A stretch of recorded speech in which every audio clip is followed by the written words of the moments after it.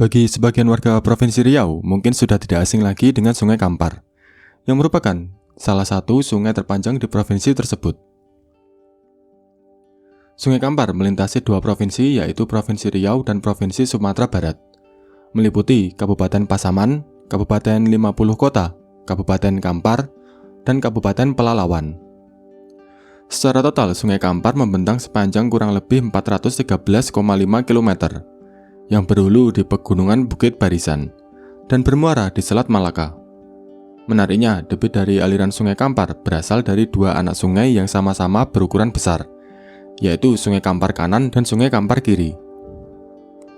Sungai Kampar Kanan berhulu di Pegunungan Bukit Barisan yang berada di Kabupaten Pasaman, Provinsi Sumatera Barat. Dari sanalah mata air yang menjadi sumber aliran Sungai Kampar Kanan muncul, kemudian mengalir ke beberapa anak sungai seperti Sungai Batang Lolo, Sungai Batang Timbali, dan Sungai Batang Pakayu. Kemudian menyatu dan mengalir ke arah timur sampai di Kabupaten Pelalawan.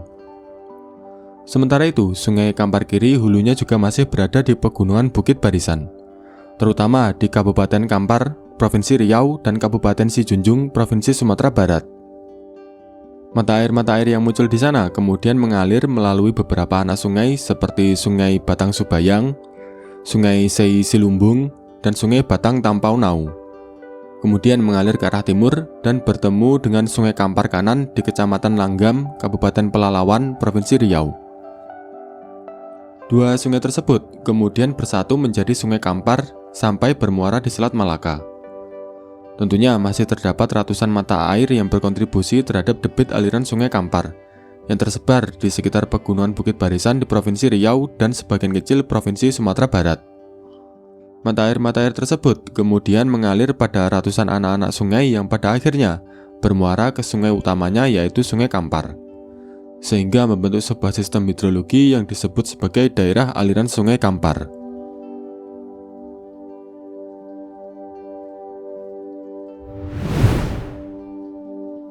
Daerah aliran Sungai Kampar atau Das Kampar memiliki luas area tangkapan mencapai 25.692 km persegi, atau sekitar 5,42% dari luas Pulau Sumatera. Secara administratif, Das Kampar mencakup 10 kabupaten kota di Provinsi Riau dan Provinsi Sumatera Barat, meliputi sebagian kecil Kabupaten Pasaman, sebagian Kabupaten 50 Kota, sebagian besar Kabupaten Kampar, sebagian Kabupaten Kuantan Singingi, sebagian kecil Kabupaten Sijunjung, sebagian kecil Kabupaten Indragiri Hulu, sebagian kecil Kabupaten Indragiri Hilir, sebagian kecil Kota Pekanbaru, sebagian kecil Kabupaten Siak, dan sebagian besar Kabupaten Pelalawan. Secara umum, lebih dari 89% area Das Kampar berada di wilayah Provinsi Riau, sementara sekitar 10%-nya berada di wilayah Provinsi Sumatera Barat. Das Kampar disusun oleh jaringan anak-anak sungai yang terhubung ke sungai utamanya, yaitu Sungai Kampar.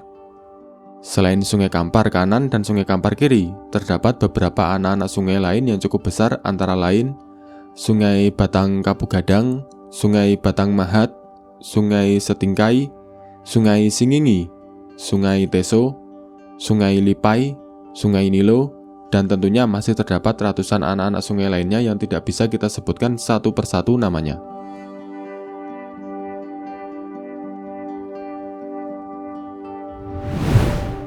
Salah satu hal yang sangat mencolok dari Das Kampar adalah banyaknya bentuk lahan oxbolik atau danau tapal kuda.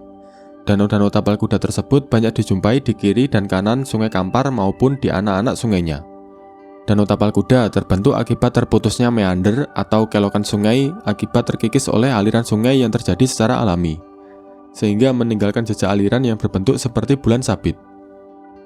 Hal tersebut juga dipengaruhi oleh kondisi topografi di wilayah Das Kampar, di mana 60% wilayah Das Kampar memiliki kelas kemiringan sangat landai, dan 22% berada pada kelas landai. Sementara wilayah memiliki morfologi bergelombang, curam, dan sangat curam hanya sekitar 13%, yaitu di sekitar Pegunungan Bukit Barisan. Beberapa danau tapal kuda yang berada di Das Kampar antara lain Danau Sengkulim, Danau Tajuwid, Danau Sabit Juanda, Danau Pantunan, Danau Lubuk Buntal, Danau Teluk Petai, Danau Pempinang, Danau Lubuk Siam, Danau Bokuwok, dan tentunya masih terdapat puluhan danau-danau tapal kuda lainnya yang tidak bisa kita sebutkan satu persatu namanya. Dan tentunya, satu hal yang menjadi ciri khas Sungai Kampar adalah adanya fenomena ombak bono di bagian hilir Sungai Kampar di Kabupaten Pelalawan. Ombak bono atau tidal bore merupakan ombak yang terbentuk di bagian hilir sungai akibat bertemunya arus sungai yang menuju laut serta arus laut yang menuju sungai. Arus Sungai Kampar menuju laut bertabrakan dengan arus Sungai Laut Natuna sehingga membentuk ombak setinggi 4-5 meter di hilir Sungai Kampar. Ombak yang terbentuk di Sungai Kampar tersebut kemudian dimanfaatkan oleh masyarakat sekitar untuk olahraga selancar. Bahkan setiap tahunnya pemerintah setempat juga menyelenggarakan lomba surfing di hilir Sungai Kampar yang dikenal sebagai Festival Bekudo Bono. Festival tersebut menyajikan lomba berselancar bagi peselancar amatir maupun profesional, yang tidak hanya dihadiri oleh peselancar dalam negeri, tetapi juga peselancar dari mancanegara. Ombak bono di Sungai Kampar merupakan fenomena yang cukup langka, dan satu-satunya tidal bore yang ada di Indonesia sampai saat ini.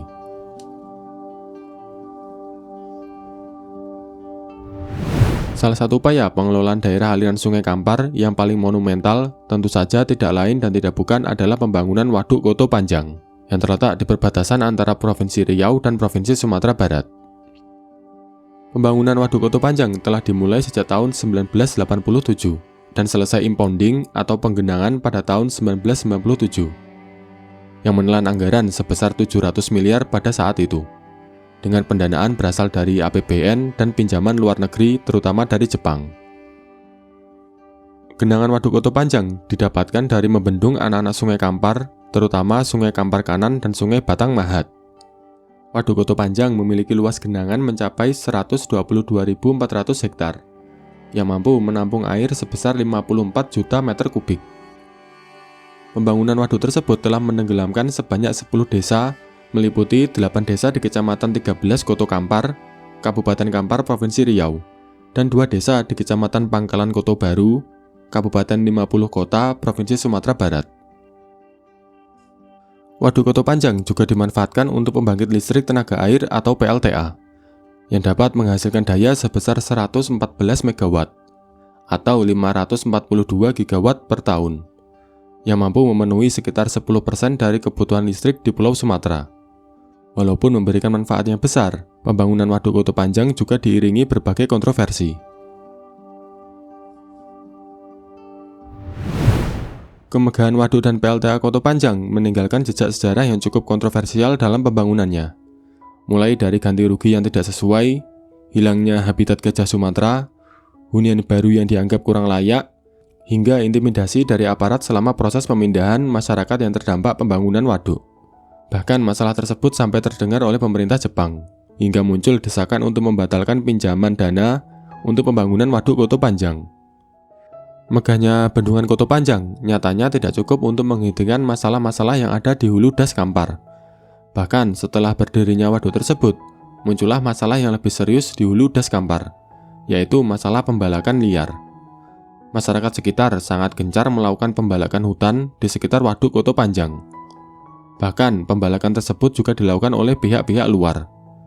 Hutan-hutan di sekitar waduk yang menjadi daerah resapan dalam sekian tahun disulap menjadi perkebunan kelapa sawit dan perkebunan karet. Perubahan hutan menjadi perkebunan sawit di sekitar Waduk Koto Panjang dapat dilihat dari citra satelit berikut.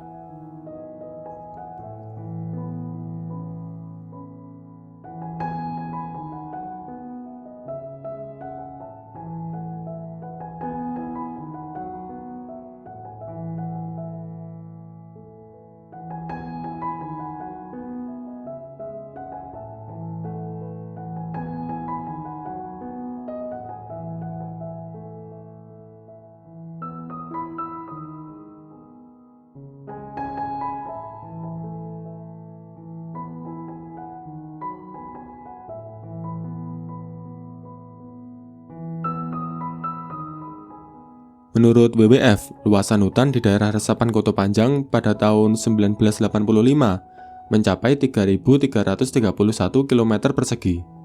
Sementara pada tahun 2014 hanya sekitar 886,1 km persegi, yang artinya telah berkurang sebesar 73,40% dari luas hutan yang ada sebelumnya. Hal yang langsung dirasakan dari hilangnya luasan hutan di daerah resapan tersebut, yaitu menurunnya tinggi muka air waduk secara drastis. Kondisi tersebut menyebabkan 2 turbin DPLTA Koto Panjang tidak berfungsi dan hanya satu yang bekerja, yang otomatis menurunkan produksi listrik yang awalnya sebesar 114 MW menjadi hanya 38 MW saja. Dampaknya sering terjadi pemadaman bergilir di wilayah Riau dan sekitarnya. Bahkan pada bulan November tahun 2025, ketiga turbin DPLTA Koto Panjang pernah mati total akibat penurunan muka air waduk yang turun secara drastis. Selain masalah alih fungsi hutan di sekitar Waduk Koto Panjang, masalah lain yang tidak kalah pelik di bagian hulu Das Kampar adalah terkait tambang ilegal. Pertambangan ilegal banyak dijumpai di salah satu anak sungai Kampar kiri, yaitu Sungai Singingi, terutama yang berada di Kecamatan Singingi dan Kecamatan Singingi Hilir. Nampak sepanjang puluhan kilometer di kanan dan kiri Sungai Singingi, lubang-lubang galian tambang menganga begitu jelas. Pertambangan emas tanpa izin atau peti yang dilakukan masyarakat menjadi salah satu masalah yang sering dijumpai sepanjang Sungai Singingi. Ada juga tambang galian C seperti tambang batu dan pasir, baik yang legal maupun ilegal, yang juga menyumbang kerusakan di sepanjang sungai tersebut. Lubang-lubang galian tambang tersebut semakin meluas setiap tahunnya, di kanan maupun kiri Sungai Singingi. Bisa dilihat dari citra satelit temporal berikut.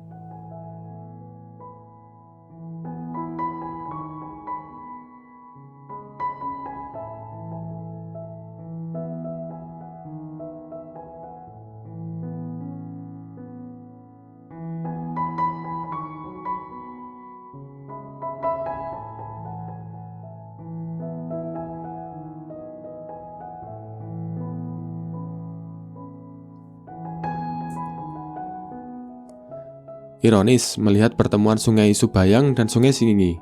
Terlihat aliran Sungai Subayang masih terlihat jernih, sementara aliran Sungai Singingi terlihat sangat keruh. Sama halnya melihat Sungai Kampar kanan dan Sungai Kampar kiri. Sungai Kampar kiri terlihat lebih keruh karena membawa sedimen yang bersumber dari Sungai Singingi.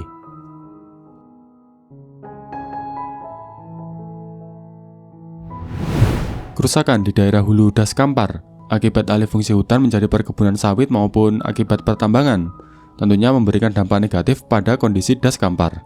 Bencana banjir menjadi dampak yang paling sering dirasakan bagi masyarakat yang tinggal di wilayah Das Kampar.